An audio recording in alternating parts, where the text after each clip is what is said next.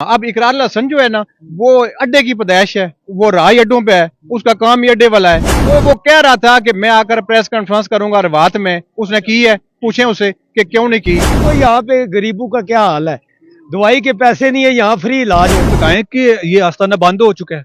हाँ, ये आप देख रहे हैं आस्ताना बंद है और ये दुनिया खुदाई के अंदर बैठी हुई है। शफा के लिए आते हैं, देखे शफा किसी को होती है तो तब भी कोई आता है ना, कोई जबरदस्ती ना किसी को पकड़ कर कोई लाता है ना कोई जबरदस्ती। जिस बंदे की पैदावार अड्डे से हो ना, उसको फिर अड्डा नजर आता है। इतवार था ना, संडे वाला दिन 24 तारीख गुजरी है, उसको पूरे वर्ल्ड को पता है कि इतवार और जुमरात को पीर साहब लाड़ा शिप बैठते हैं, बुध और हफ्ता इधर बैठते हैं। अस्सलाम वालेकुम नाज़रीन, मैं हूं एडी मलक और मैं इस वक्त कलर सैयदा दरगाह शरीफ के बाहर मौजूद हूं, जो कि कुछ रोज़ पहले इकरार साहब की जानिब से कहा गया था कि मैं इस दरगाह को बंद करवा के और पीर हक खतीब साहब को जेल में बंद करवा के वापस आऊंगा।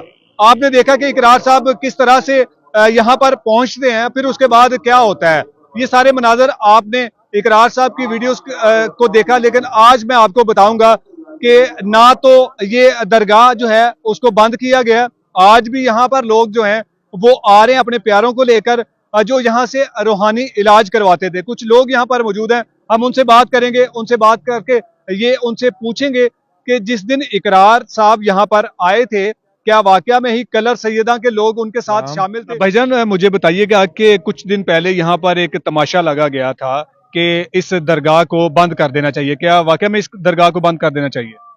देखें, पहली बात तो यह है कि जो दरगाहें होती हैं ना, वो अल्लाह के वलियों की जो दरगाहें, वो किसी की जरूरत नहीं है कि वो बंद कर सके। अच्छा। हाँ, वो जो अल्लाह के, ये खुदा की इनायत होती है ये दरगाहों पे, और ये कोई दुकान नहीं है कि जो चाहे वो कहे कि मैं बंद कर दूंगा। तो वो कहाँ के रहने वाले, यहीं के? मैं इसी इलाके का रहने वाला हूँ। अच्छा, तो जो इकरार साहब की तरफ से कहा गया था कि ये दरगाह नहीं बल्कि एक अड्डा है, तो मुझे बताइएगा कि ये दरगाह है या अड्डा है, क्या है ये? असल जिस बंदे की पैदावार अड्डे से हो ना, उसको फिर अड्डा नजर आता है। आप देखो ना कि मैं अगर कोई गलत चीज बेच रहा हूँ ना, तो मुझे यही नजर आएगा कि सामने वाला भी गलत बेच रहा है। अच्छा। हाँ, अब इकरार हसन जो है ना, वो अड्डे की पैदाइश है, वो राही अड्डों पे है, उसका काम ही अड्डे वाला है।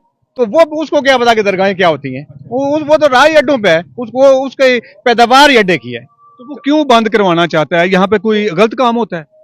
देखें, वो बंद नहीं कराना चाहता, वो एक तो अपनी फॉलोइंग के चक्कर में है। अच्छा। दूसरा ये है कि वो जो सारी यहूदी लाबी है उनसे फंडिंग ले रहा है, वो अपनी फंडिंग और अपना दाल रोटी चला रहा है, बस ईद शीद करेगा, बस वो पैसा लेकर। उसका ये मिशन था कि एक वाहिद ये दरबार है जहां अभी आप 2 मिनट बाद देख लेंगे, महफिल शुरू होने लगी है, कि जो खत्मे नबूवत का नारा लगता है ना, वो पूरे, मैं कहता हूँ पूरे पाकिस्तान में किसी जगह, अभी आप सब जगह पे फिर के आए, एक ये जगह है जहाँ खत्मे नबूवत का नारा लगता है। अब उसको जो तकलीफ है ना, वो ना पीर साहब से है ना दरगाह से है। उस नारे से तकलीफ है? हाँ, उसको उस नारे से उसको भी तकलीफ है, और उसके जो पीछे पैरोकार हैं उनको भी नारे से तकलीफ है। वो ये कहते हैं कि बस पीर साहब ही जैसा बाकी होते हैं ना, कि बस ठीक है बैठे रहे, ठीक है, अब ये चलता रहे। अब पीर साहब ये हैं कि कनेडा जो कादियानियों का घर है, वहां जाकर आपने देखा होगा कि वहां खत्मे नबूवत कॉन्फ्रेंस करके आए, यूरोप में करके आए, पूरे वर्ल्ड में जाते हैं, और वो अपनी बात नहीं करते, वो जाकर खत्मे नबूवत की बात करते हैं। तो वो लेकिन इकरार साहब का ये इल्जाम है कि पीर हक खतीब साहब जो है यहाँ पर औरतों के, खवातीन की जो जिनसी है इस्तेहसाल है वो किया है, इज्जतें लूटते रहे हैं, इस तरह के इल्जाम लगाते हैं वो।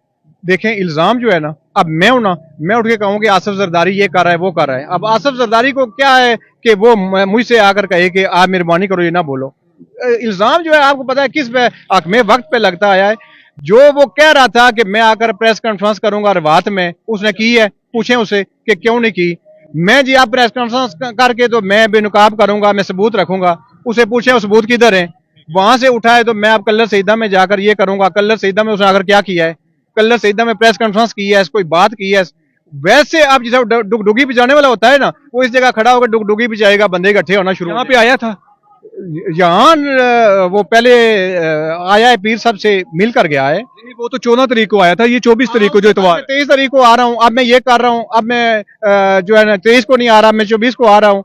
अब वो 24 को इस जगह पर आया था जहां हम खड़े हैं। नहीं 24 को इधर पहली बात तो ये 24 को बिलावड़ा शरीफ पीर साहब होते हैं, जो इतवार था ना, संडे वाला दिन 24 तारीख गुजरी है, उसको पूरे वर्ल्ड को पता है कि इतवार और जुमरात को पीर साहब लाड़ा शरीफ बैठते हैं, बुध और हफ्ता इधर बैठते हैं।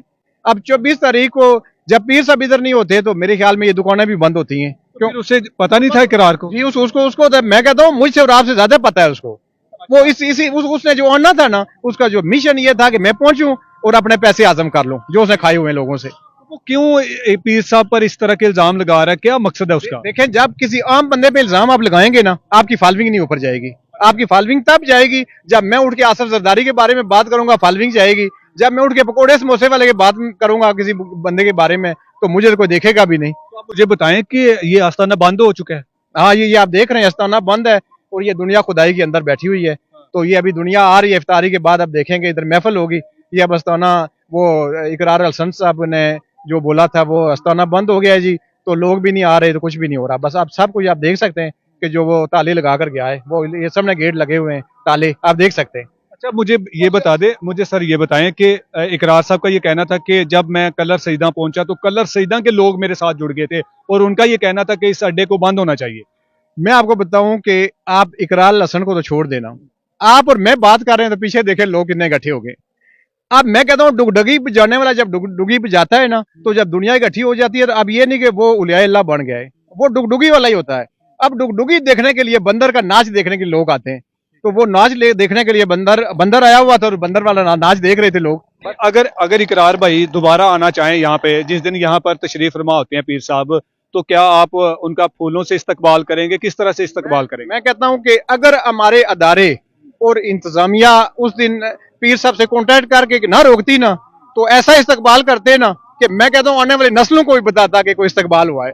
सिर्फ पीर साहब ने अदारों का एहतराम किया और सब ज़ायरीन और सब खदमीन को और इंतजामिया को रोक दिया कि इसको अच्छे तरीके से हैंडल करें जैसा इंतजामिया कह रही है। हमें डीसी साहब का और सीपीओ साहब की रिक्वेस्ट थी, डिप्टी साहब की, एसएचओ साहब की, तो पुरअमन रहने के लिए पीर साहब ने जो है ना वो पुरअमन रहने के लिए सब लोगों को इधर आने से रोक दिया।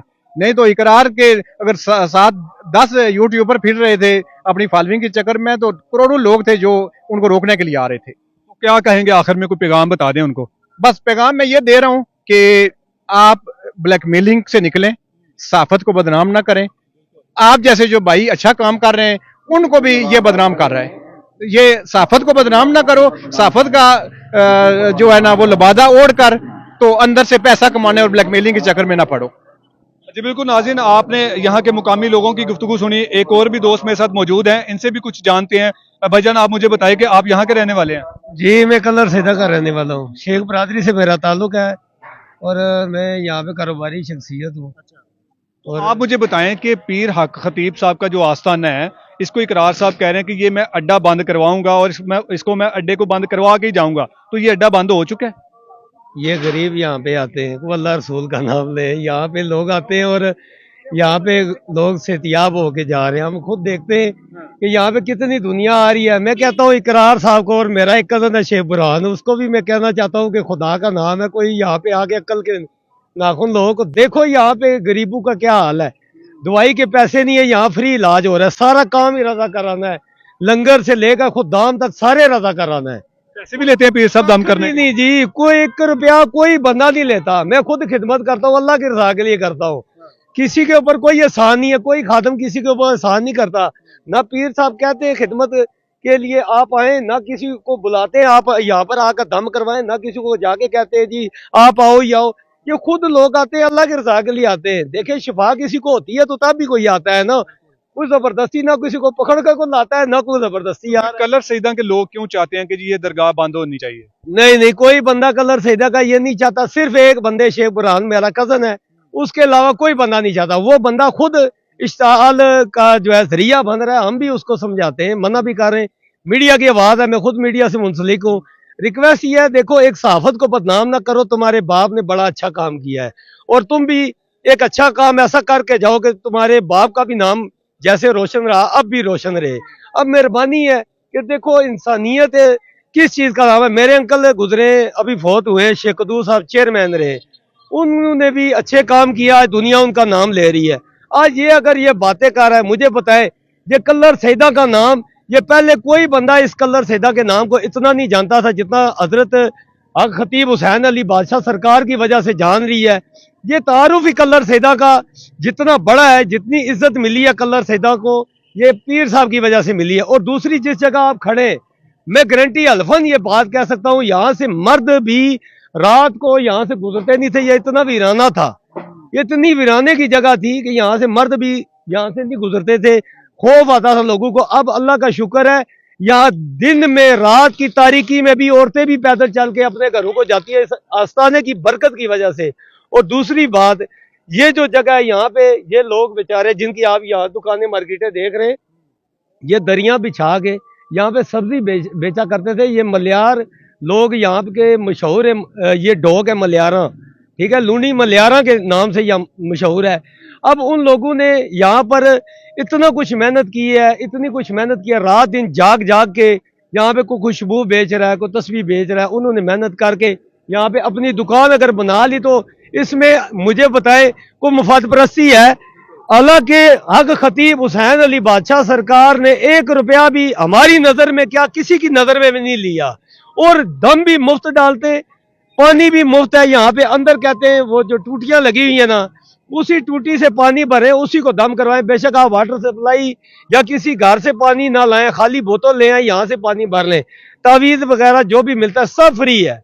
वो दाम जी, यहाँ से सब यहाँ पे आप आएंगे अपने प्यारों को लेकर, क्योंकि वो किसी भी बीमारी में मुब्तला होंगे, तो यहाँ पे रूहानी इलाज किया जाता है। और जो लोग इस दरगाह पे इल्जाम लगाते हैं, या जो लोग पीर हक खतीब पर इल्जाम लगाते थे कि ये एक जो है अड्डा है, इस अड्डे को बंद होना चाहिए, तो आज आपने देख लिया कि ये जो दरगाह है ये मुकम्मल तौर पर उन मरीदैन के लिए, उन लोगों के लिए ये आम है, ये खुल चुकी है। सिर्फ और सिर्फ यहाँ पर बुध के दिन और हफ्ते के दिन यहाँ पर पीर साहब आते हैं और लोगों को दम कर